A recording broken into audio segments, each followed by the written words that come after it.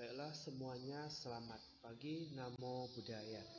Nah, hari ini saya akan membahas materi tentang bertemu dengan Raja Bimbisara.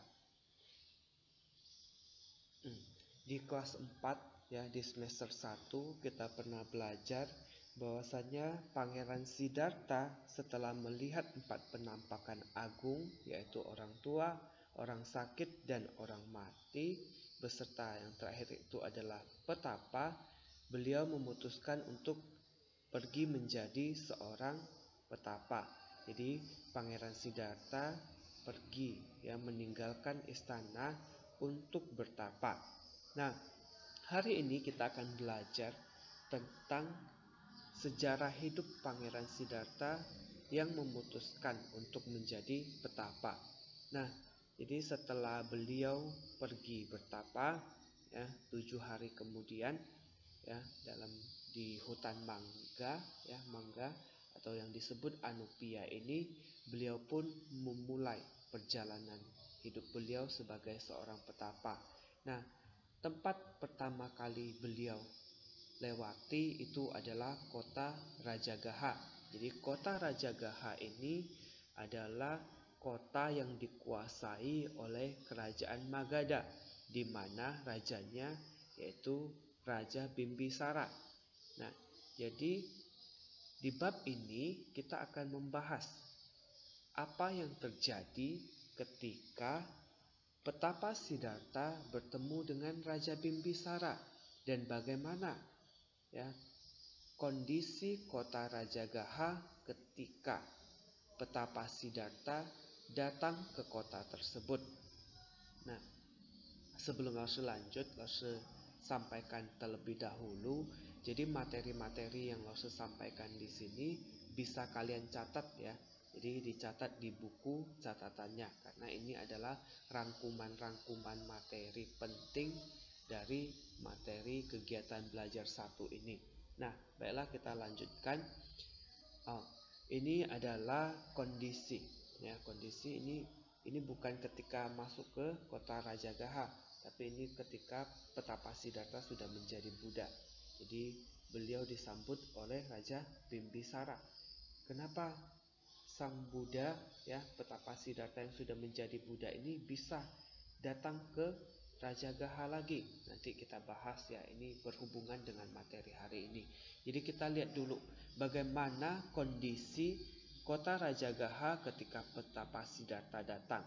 Jadi saat itu ya, di kota Rajagaha sedang diadakan pesta ya, pesta, dan kebetulan di hari petapa Siddhartha datang ke Rajagaha itu hari terakhir di mana pesta akan segera berakhir. Nah, saat itu ketika petapa Siddhartha melewati kota ini atau masuk ke kota ini ya, itu semua penduduk merasa sangat gembira. Terjadi kegemparan di seluruh negeri, di seluruh kota itu terjadi kegemparan ya. Jadi kenapa? Karena ketika melihat petapa Siddhartha datang ke kota Rajagaha, mereka seperti melihat Gajah Nalagiri atau yang disebut Dhammapala. Jadi Gajah Nalagiri ini ya, kalau dulu di India ini adalah gajah yang sangat dihormati ya. Kita tahu ya, di India ya, gajah itu dianggap sebagai ya hewan suci. Nah, Gajah Nalagiri ini adalah sebutan untuk gajah yang sangat kuat ya, gajah yang sangat kuat, gajah yang dipercayai memiliki kekuatan sebagai seorang dewa, yaitu disebut sebagai Gajah Nalagiri. Jadi saat itu semua penduduk kota merasa sangat gembira, sangat bahagia ya, karena di kota mereka telah datang orang suci yang diibaratkan seperti Gajah Nalagiri atau diibaratkan sebagai penghuni alam Tafatimsa. Nah, apa itu alam Tafatimsa? Ini adalah alam surga di mana para dewa-dewi hidup di alam Tafatimsa. Jadi intinya ketika petapa Siddhartha datang ke Rajagaha ya, itu para penduduk merasa gembira karena mereka menganggap di kota mereka telah lahir atau telah datang seorang, ya, telah datang seorang dewa, seorang yang suci. Nah, melihat kondisi seperti ini, pelayan istana pun menghadap Raja Bimbisara, memberitahu bahwa kepada Raja Bimbisara bahwa ada seseorang yang seperti Gajah Nalagiri atau seperti seorang dewa di surga Tavatimsa telah datang ke kota Rajagaha. Akhirnya, ya, Raja Bimbisara ini merasa penasaran juga. Akhirnya dia panggil 3 orang menterinya untuk pergi mengamati keberadaan petapa Siddhartha. Jadi 3 orang menteri ini pun pergi mengikuti petapa Siddhartha, ya, pergi mengikuti petapa Siddhartha, dan mereka melihat petapa Siddhartha, ya, sekarang sedang beristirahat di sebuah gua, ya, di Gunung Pandava atau Gunung Pandawa. Jadi mereka melihat petapa Siddhartha duduk sedang bermeditasi. Akhirnya dari 3 menteri itu, 1 menteri pulang ke istana, 2 menteri masih di Gunung Pandawa untuk mengamati keberadaan petapa Siddhartha, ya. Menteri pun yang pulang ke istana tadi melapor kepada Raja Bimbisara berkata seperti ini, Raja besar, petapa yang mengumpulkan dana makanan masih duduk dengan tenang di jalan masuk ke gua yang menghadap timur di puncak Gunung Pandawa. Petapa tersebut sama sekali tidak merasa takut bagaikan Raja Singa atau Raja Macan atau Raja Sapi setelah memakan makanan yang diperolehnya. Nah, maksud dari bagian ini, petapa tersebut sama sekali tidak takut bagaikan Raja Singa atau Raja Macan atau Raja Sapi. Ini menunjukkan apa? Menunjukkan bahwa petapa Siddhartha itu sedang duduk bermeditasi, sedang duduk tenang tanpa merasa takut diganggu oleh siapapun, karena dia sudah melakukan tindakan yang benar. Akhirnya dia merasa bahwa apapun yang dia lakukan tidak perlu ditakuti, ya. Jadi petapa Siddhartha, ya, ini menunjukkan kepada kita bahwa kalau kita melakukan hal yang benar, maka kita tidak perlu takut apa-apa, ya. Jadi kita lanjut materi selanjutnya.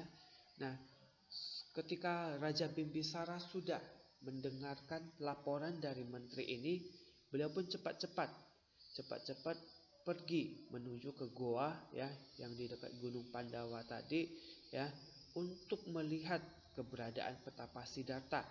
Nah, dan sampai di tempat tersebut, Raja Bimbisara pun ini berbicara kepada petapa Siddhartha. Jadi kita lihat ini pembicaraan mereka. Teman, engkau masih berusia muda. Engkau juga memiliki karakteristik baik dan jasmani yang tampan. Aku rasa engkau pasti berasal dari kasta tinggi, kesatria murni. Aku akan menawarkan kebahagiaan istana dan kekayaan. Apapun yang engkau inginkan di 2 negara Angga dan Magadha yang adalah wilayah kekuasaanku, jadilah raja dan memerintahlah. Juga katakanlah padaku silsilamu. Jadi Raja Bimbisara ini, ya, terkesan dengan penampilan petapa Siddhartha. Akhirnya dia menawarkan agar petapa Siddhartha ini mau mengambil istana dan kekayaan dari 2 kerajaan atau 2 negara yang dia pimpin, yaitu Anga dan Magadha. Nah, dan di sini Raja Bimbisara juga suruh atau meminta kepada petapa Siddhartha agar menjelaskan silsilah. Jadi silsilah ini maksudnya itu adalah keluarganya. Keluarganya siapa? Ya, karena Raja Bimbisara tidak tahu. Nah,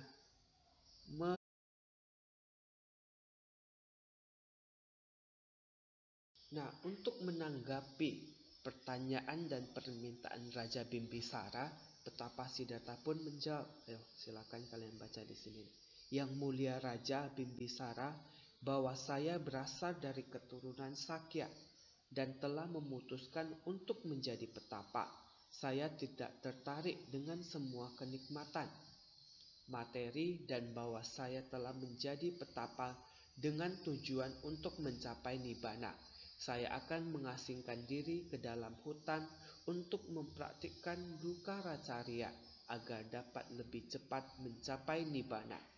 Nah, kita lihat Pangeran Siddhartha menjelaskan bahwa dia berasal dari keturunan Sakya.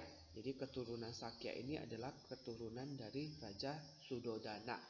Nah, dan dia juga menolak, Petapa Siddhartha juga menolak permintaan dari Raja Bimbisara untuk menjadi seorang raja. Ini menunjukkan apa? Bahwa Petapa Siddhartha itu teguh pada pendiriannya, Dia sudah bertekad, mempunyai tekad yang kuat untuk menjadi seorang petapa dan tidak ingin menjadi seorang raja, Jadi tekadnya sudah sangat kuat. Siapapun yang menawarkan beliau menjadi raja, Petapa Siddhartha tetap tidak mau.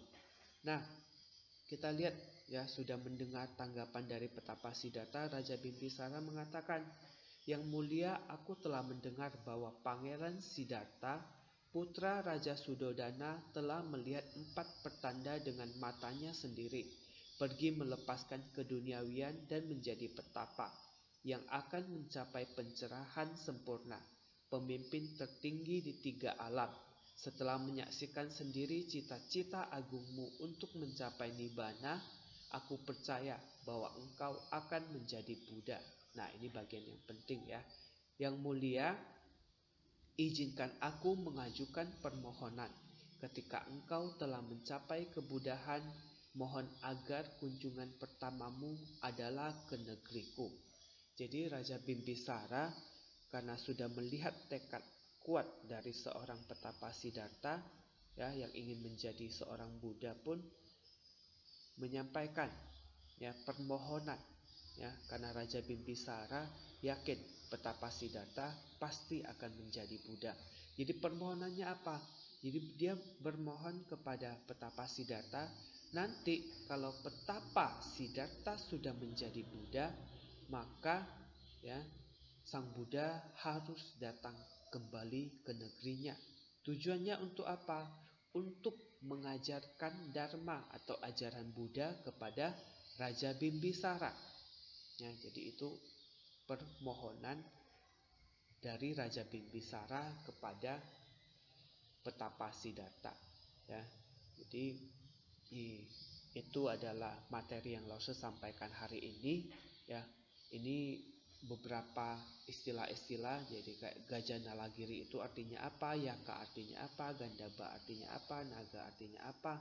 Ini silakan kalian catat di buku catatan kalian. Ini juga rangkuman materinya, Poin penting yang kita pelajari hari ini. Satu lagi poin pentingnya, kita harus seperti Pangeran Siddhartha, seperti Petapa Siddhartha, Kita harus bertekad yang kuat untuk mewujudkan cita-cita kita. Kalau kalian yang bercita-cita menjadi dokter, maka mulai saat ini harus rajin belajar. Rajin belajar apa? Itu ilmu pengetahuan alam, pendidikan tentang ilmu kedokteran, pendidikan tentang menjaga kesehatan yang bisa kalian pelajari di PJOK. Atau ada yang mau jadi atlet, maka harus rajin-rajin berlatih. Yang mau jadi penyanyi juga harus rajin-rajin latihan nyanyi. Ataupun cita-cita apapun itu, maka kita harus giat untuk mencapai cita-cita tersebut. Kita harus punya tekad yang kuat agar cita-cita tersebut bisa tercapai. Nah, demikian materi hari ini, Jadi silakan materi-materi tadi kalian catat di buku catatan kalian.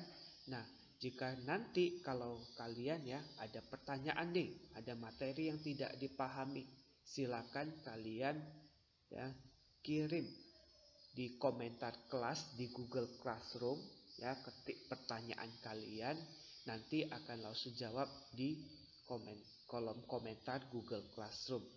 Baiklah, sekian pelajaran kita hari ini. Sekian dan terima kasih. Namo Buddhaya.